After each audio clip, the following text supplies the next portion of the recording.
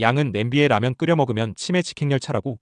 많은 분들이 라면을 끓일 때 양은 냄비를 선호합니다. 특히 노란색의 양은 냄비에 끓인 라면은 왠지 더 맛있게 느껴지죠. 이는 비단 기분 탓만은 아닙니다. 양은 냄비는 알루미늄으로 만들어져 있어 열전도율이 매우 높습니다. 따라서 물이 빨리 끓어 면발이 쫄깃한 상태를 유지하는 데 유리합니다.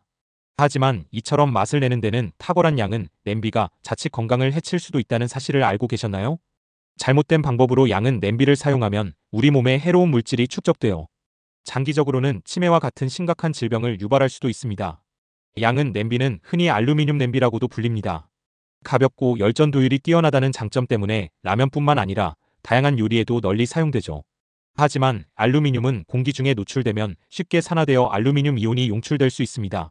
이를 방지하기 위해 양은 냄비는 표면에 산화알루미늄 피막이라는 보호막을 입혀서 생산됩니다.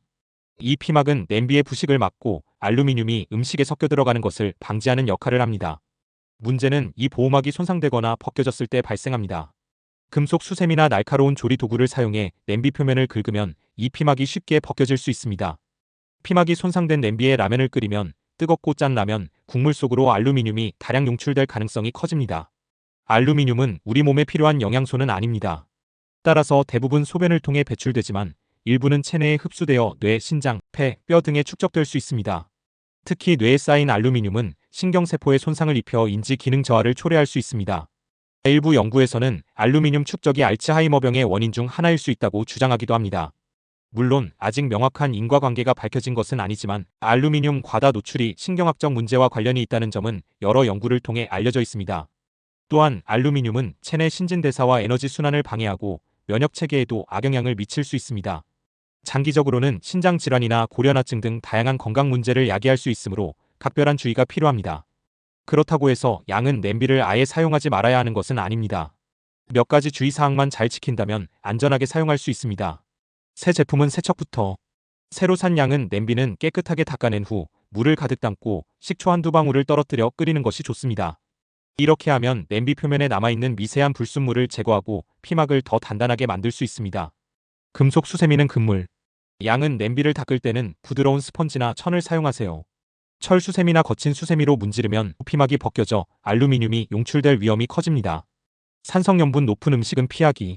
라면, 김치찌개, 된장찌개 등 산도와 염분이 높은 음식은 피막을 손상시킬 수 있습니다. 이러한 음식을 조리할 때는 스테인리스 냄비나 유리 냄비 등 다른 재질의 냄비를 사용하는 것이 안전합니다. 피막이 벗겨졌다면 과감히 교체하세요. 냄비 표면에 흠집이 생기거나 색이 변색되었다면 보호 피막이 손상된 것입니다. 이런 냄비는 미련 없이 버리고 새 것으로 교체하는 것이 현명합니다. 양은 냄비는 라면의 맛을 살리는데 탁월한 도구임에 틀림없습니다. 하지만 우리의 건강보다 더 중요한 것은 없습니다. 특히 라면처럼 맵고 짠 음식을 자주 끓여 먹는다면 양은 냄비 대신 스테인리스 냄비나 뚝배기를 사용하는 것을 고려해 볼 만합니다. 스테인리스 냄비는 열전도율이 양은 냄비보다 낮지만 안전하게 사용할 수 있다는 큰 장점이 있습니다. 뚝배기는 천천히 끓고 열을 오래 간직해 마지막까지 따뜻한 라면을 즐길 수 있죠. 라면을 더 맛있게 먹기 위해 양은 냄비를 고집하는 것도 좋지만 장기적인 건강을 생각하는 현명한 선택이 더 중요합니다. 양은 냄비의 특성과 위험성을 제대로 알고 올바른 사용법을 지켜 맛과 건강을 모두 챙기는 식생활을 실천하시기 바랍니다.